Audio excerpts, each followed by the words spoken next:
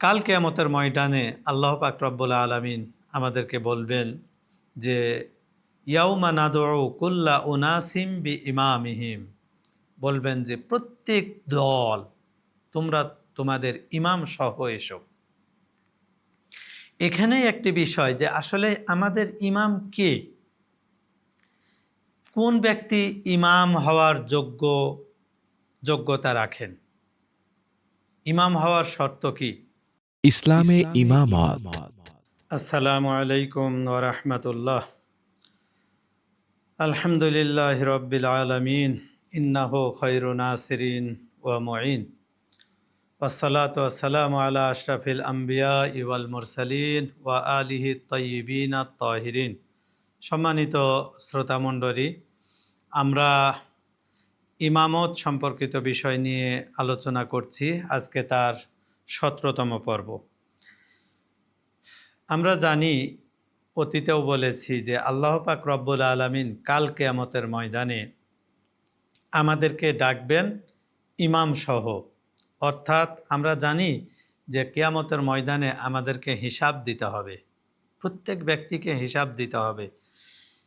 নিঃসন্দেহে আল্লাহর সেই কোর্টে দাঁড়াতে হলে যোগ্যতাও অর্জন করতে হবে, ওয়াকিলেরও প্রয়োজন।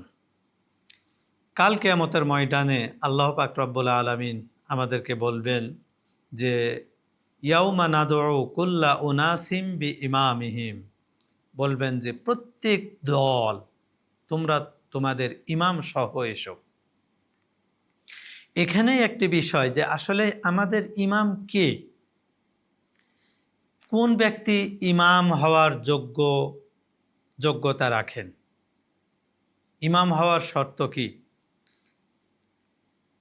এটা স্পষ্ট যে কোনো নবী, কোনো রাসূল মানুষ তৈরি করতে পারে না, আল্লাহ প্রদত্ত এটা একটা মাকাম। অনুরূপভাবে ইমামতের মাকামটাও আল্লাহ প্রদত্ত, কোনো মানুষ চাইলেই ইমাম হতে পারবে না।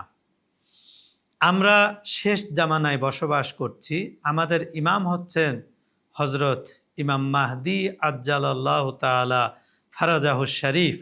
আমরা সকলেই তার আবির্ভাবের অপেক্ষায় রয়েছি। আমরা অপেক্ষায় রয়েছে যে ইমাম মাহদি আলাইহিস সালাম জহুর করবেন, তার আবির্ভাব ঘটবে। কিন্তু ইমাম মাহদিকে কি কেউ ভোট দিয়ে তৈরি করতে পারবে? এটা কি সম্ভব? কখনোই না। তাহলে ইমাম মাহদি যদি শেষ ইমাম হয়ে থাকে, তাহলে প্রথম ইমামকে এই সম্পর্কেও আমাদের জানা প্রয়োজন যে ইমামতের ধারা কোথা থেকে শুরু হয়েছে।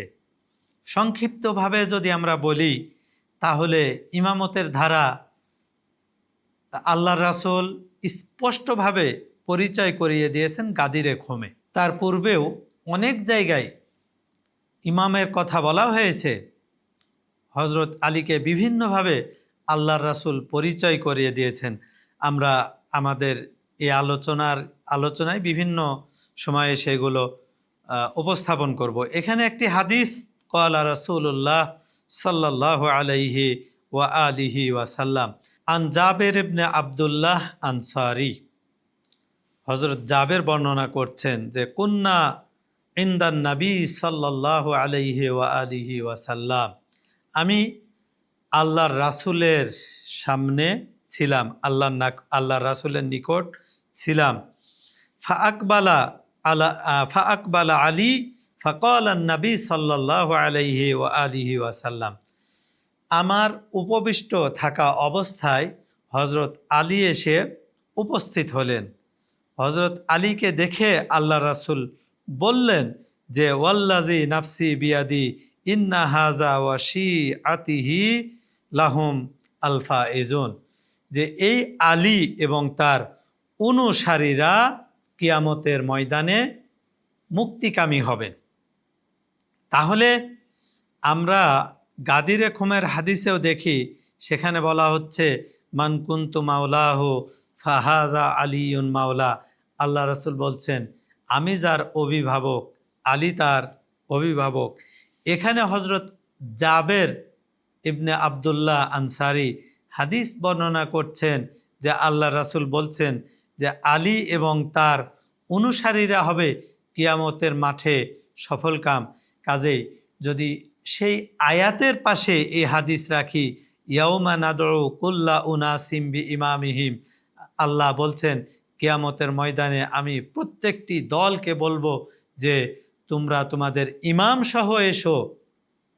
তাহলে সেই ইমাম হচ্ছেন, প্রথম ইমাম হচ্ছেন হজরত আলী আলাইহিসসালাম, প্রথম ইমাম তিনি।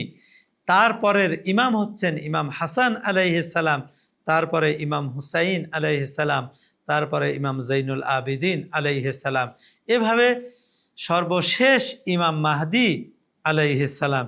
এই 12 জন ইমামের কথা আল্লাহ রাসূল হাদিসে বলে গেছেন, তাদের নাম উল্লেখ করেছেন, তাদের বংশ বলে গেছেন। তো আল্লাহ রাসূল আর কিভাবে আমাদেরকে পরিচয় করিয়ে দিবেন?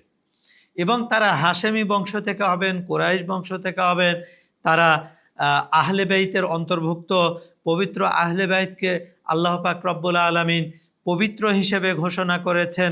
সূরা আহজাবের 33 নম্বর আয়াতে বলা হচ্ছে যে ইন্নামা ইউরিদুল্লাহু লিইউযহিবা আনকুমুর রিজসা আহলাল বাইত ওয়া ইউতাহহিরাকুম তাতহীরা। আল্লাহ পাক রব্বুল আলামিন বলছেন, হে আহলে বাইত, আল্লাহ পাক রব্বুল আলামিন তোমাদেরকে সম্পূর্ণরূপে পুত ও পবিত্র করে দিতে চান। আর আল্লাহ চাইলেই তো তা সাথে সাথে হয়ে যায়। তাহলে আমরা কোরআন, হাদিস এবং ইতিহাস, আহলে বাইতের প্রতি রাসূলের মহব্বত, রাসূলের মানে বিভিন্ন ক্ষেত্রে রাসূল যেভাবে গুরুত্ব দিয়েছেন, গাদি রকম সব কিছু মিলায়ে দেখলে আমরা স্পষ্টভাবে দেখতে পাই যে আহলে বাইতের সদস্যদের মধ্য থেকে ইমাম নিযুক্ত হয়েছে, এতে কোনো সন্দেহ নয়। তারা হচ্ছেন নিষ্পাপ মানুষ, তারা পাপের ঊর্ধ্বে, তাদেরকে আল্লাহ পাক রব্বুল আলামিন জ্ঞান দান করেছেন। আল্লাহ রাসূল কি বলছেন? আনা মাদিনাতুল ইলম ওয়া আলিয়ুন বাবুহা, আমি হচ্ছে জ্ঞানের শহর আর আলী হচ্ছে তার দরজা। ফামান আরাদাল ইলম ফালিয়াতিল বাব, যে ব্যক্তি দ্বীনের জ্ঞান অর্জন করতে চায় সে যেন এই দরজা দিয়ে প্রবেশ করে। তাহলে এ সব কিছু স্পষ্ট। আরও গুরুত্বপূর্ণ বিষয় হচ্ছে এ পর্যন্ত হজরত আলী, ইমাম হাসান, ইমাম হুসাইন আলাইহিমুস সালাম ব্যতীত আল্লাহ রাসূলের যে জলিল কদর সাহাবাগণ ছিলেন, কোনো সাহাবাই কিন্তু দাবি করেননি যে আমি নিষ্পাপ, আমি ইমাম হয়ে গেছি। না, কেউ দাবি করেননি। একমাত্র রাসূলের আহলে বাইত এই ফজিলতের অন্তর্ভুক্ত। ইতিহাস প্রমাণ করে যখন মুয়াবিয়া ইবনে আবু সুফিয়ানের ক্ষমতার সময় মানে শাসন আমল আসে, তখন আমরা জানি ইতিহাস প্রমাণ করে যে মুয়াবিয়া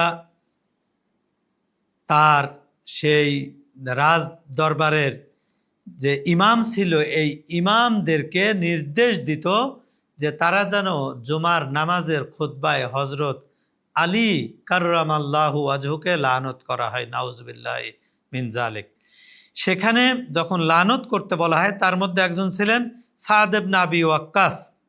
যখন লানত করতে বলা হয় তখন সাদ ইবনে আবি ওয়াক্কাস বলেন যে কখনোই আমি আলীর প্রতি লানত করতে পারবো না। তো মুয়াবিয়া জিজ্ঞাসা করে কেন? বলেন রাসূল বলেছেন, আমি শুনেছি হজরত আলীর ফজিলতের ক্ষেত্রে এই ফজিলতগুলোর একটিও যদি আমার থাকতো তাহলে আমার লাল রঙের উট থাকার চেয়েও সেটাকে বেশি গুরুত্বপূর্ণ মনে করতাম। সেটি হচ্ছে হজরত আলীকে আল্লাহ রাসূল মুবাহেলায় নিয়ে গিয়েছিলেন, অন্য কোনো সাহাবাগণকে নিয়ে যাননি। এই ধরনের ফজিলতের অধিকারী, এবং তাদেরকে বলেছেন আল্লাহুম্মা হাউলাই আহলু বাইতি, হে আল্লাহ এরা হচ্ছে আমার আহলে বাইত। তার মধ্যে ছিলেন হজরত আলী, মা ফাতেমা, ইমাম হাসান, ইমাম হুসাইন আলাইহিমুস সালাম। কাজেই আহলে বাইতকে চেনা প্রয়োজন, ইমামগণকে চেনা প্রয়োজন। আল্লাহ পাক রব্বুল আলামিন আমাদেরকে চেনার তৌফিক দান করুক। ওয়া আখির দাওয়ানা আনিল হামদুলিল্লাহি রব্বিল আলামিন।